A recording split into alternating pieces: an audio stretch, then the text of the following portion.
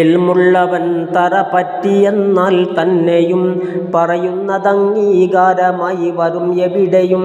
അതുകൊണ്ടു തന്നാ ഹുദുഹുദ നിലനിന്നതും നബി ഹദ്റത്തിൽ നിന്നന്ന് സംസാരിച്ചതും.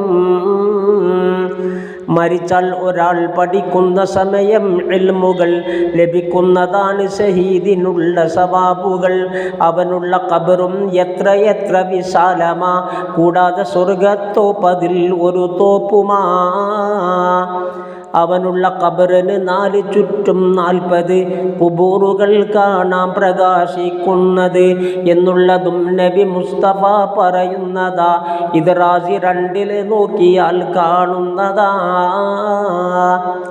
അറിവുള്ളവൻ ഉറങ്ങുന്നു എന്നാൽ തന്നെ ഇബാദത്താണെന്ന ഹദീസിൽ പൊന്നെ പറയുന്നു തിരുനബി. ഏതൊരുത്തൻ ഹീനമായി പെരുമാറിയാൽ ഒരു ആലിമോട് നിസ്സാരമായി, എന്നാൽ അവൻ ഇൽമിനെ നിസ്സാരവുമാക്കി, അപ്പോൾ അവൻ അതുപോലെ നബിയെയുമാക്കി. നബിയെ നിസ്സാരം ആക്കി എന്നാൽ പിന്നവൻ ജിബ്രീലിനെയും ഹാസ്യമാക്കി. അതു തന്നവൻ ജിബ്രീലിനെ അവൻ ഹാസ്യമാക്കൽ കൊണ്ട് റബ്ബിനെ നിസ്സാരം ആക്കലും അതിലുണ്ട്. റബ്ബിനെ നിസ്സാരം ആക്കിയെന്നാൽ പിന്നെ അവനെയും വെറും ഹീനനാക്കുക തന്നെ.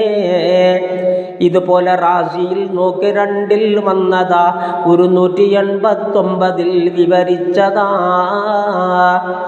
നബിയും ഒരാളോടൊരു ദിനം സംസാരമാ. അസ്റാണ് സമയം വന്നു വഹയും മിൻസമാ. നബിയെ ഇയാൾക്കിനി സമയവും ഒരു സാഅത്ത, ആ സാഅത്തും കഴിഞ്ഞാൽ അയാളുടൻ മയ്യിത്താ.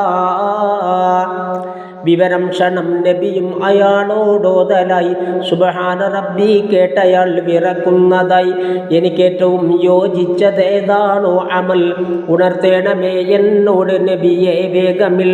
തിരുമുസ്തഫ പറയുന്നയാളോടന്ന് ഇൽമാണ് വേണ്ടത്, അത് പഠിക്കുക ചെന്ന്. ഉടൻ തന്നെ അയാൾ മുതഅല്ലിമായി തീരുന്നതായി.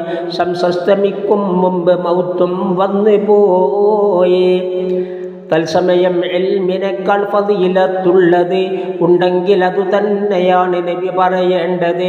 സുഹൃത്തുക്കളെ, ചിന്തിക്കൊരൽപ്പം തന്നിത്. ഇൽമിൻ്റെ ശ്രേഷ്ഠത എന്തിനധികം മതിയത്.